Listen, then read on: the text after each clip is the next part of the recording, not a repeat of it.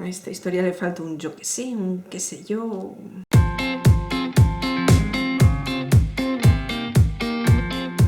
Hola, me llamo Ruth Rodríguez de Verbalina Escuela de Escritura Creativa y hoy estoy aquí para proponerte que juegues con el formato textual en tu obra literaria.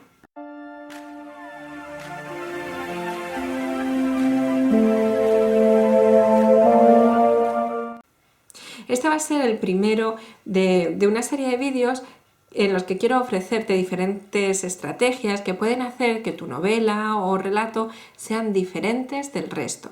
Así estoy convencida de que antes de ponerte a escribir tu relato o tu novela, bueno, pues tienes una idea bastante aproximada de cómo quieres que sean tus personajes y los sucesos que van a vivir en su historia.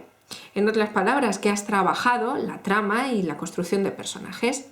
Pero quizás no te hayas parado a pensar en la manera en que vas a transmitirle todo eso al lector. A veces la línea entre una historia normalita, que está bien, y una historia algo más brillante es solamente la forma que tienes de contarla.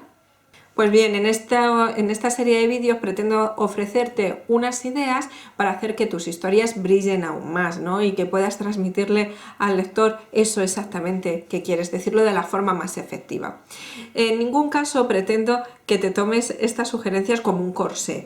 Es decir, tu novela o relato no va a ganar más puntos positivos porque empieces a utilizar todas estas estrategias que voy a desarrollarte. Son solamente ideas para abrirte horizontes, para ofrecerte nuevas perspectivas. Pero en ningún caso es algo que haya que tomarse al pie de la letra, porque recuerda que cada historia es particular y lo que le viene bien a una historia no tiene por qué venirle bien a otra. En ocasiones la idea más sencilla es la que mejor funciona y no tiene por qué ser la idea más sofisticada. Bueno, pues dicho todo esto, vamos con la primera de estas propuestas, que es: juega con diferentes formatos textuales en tu obra literaria.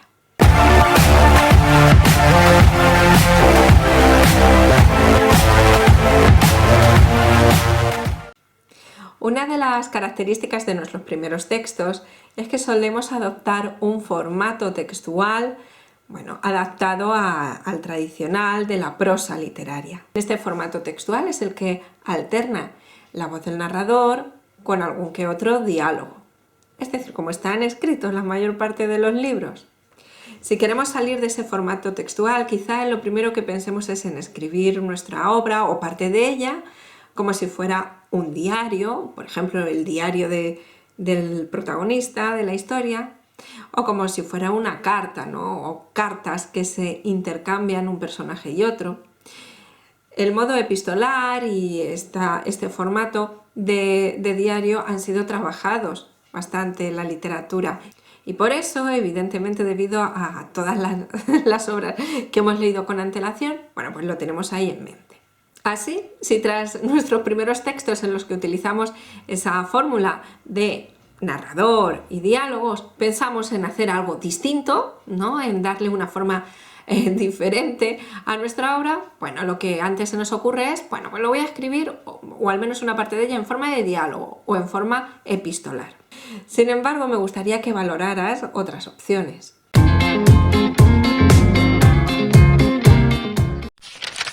Fíjate en lo que hace Laura Esquivel cuando escribe Como agua para chocolate. Utiliza recetas de cocina y las incluye dentro de su texto literario. Esas recetas no son solamente, bueno, pues como una curiosidad o un añadido, no, sino que tienen una importancia dentro de la historia.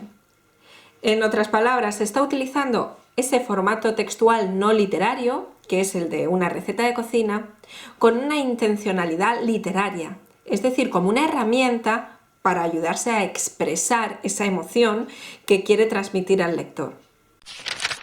Otra idea, Lucía Echavarría en De todo lo visible e invisible utiliza un informe médico para transmitir al lector una noticia sobre su personaje. En lugar de informar al lector de lo que sucede a través de una escena escrita al uso, pues con su narrador y sus diálogos y tal, lo que hace es poner este informe médico de tal manera que el lector se encuentra con la noticia ¡paf!, de sopetón. En otras palabras, de nuevo, este formato textual no literario, como es el informe médico, es un recurso expresivo con el que la autora pretende que el lector se meta ¡boom!, de lleno dentro de su historia, que no haya intermediarios, ¿no? Que no haya intermediarios como puede ser la voz del narrador o la voz de los personajes, sino que el lector directamente esté allí.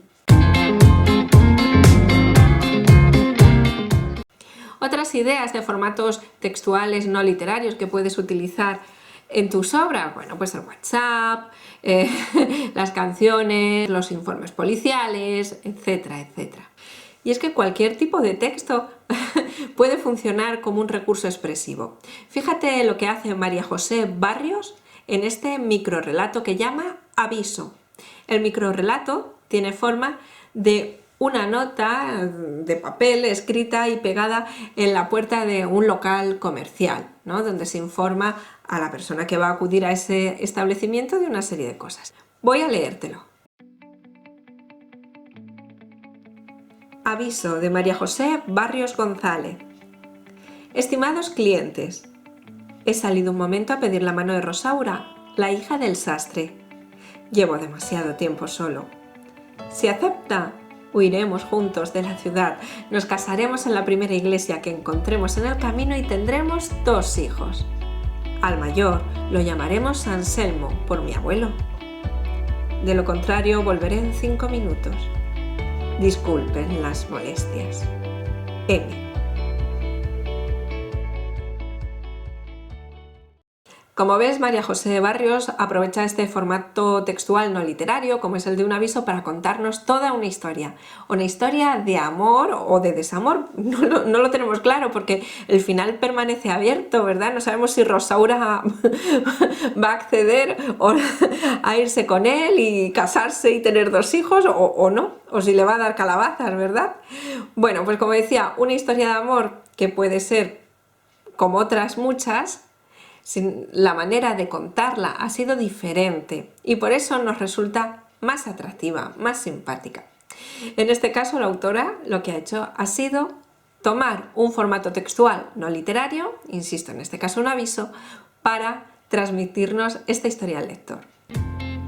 Bueno, y tú cuéntame, ¿has empleado formatos textuales diferentes en tus escritos, en tus relatos, en tus novelas? No es necesario que hayas escrito toda una gran obra con un formato textual poco usual, basta con que, bueno, escribas algún fragmento, etc. ¿Habías pensado en esta idea? Te propongo un juego, ¿por qué no retomas textos antiguos, relatos antiguos, algunas ideas que tengas por ahí un poquito abandonadas y las piensas desde esta otra perspectiva? Intenta introducirlas o contarlas cambiando el formato textual. Y nada más, esto era lo que quería contarte hoy. Nos vemos entre líneas. Y si quieres seguir aprendiendo de los autores que te gustan y de todos los libros que vas leyendo, te animo a que te descargues mi guía Cómo utilizar la lectura para mejorar como escritor sin ser un experto en literatura.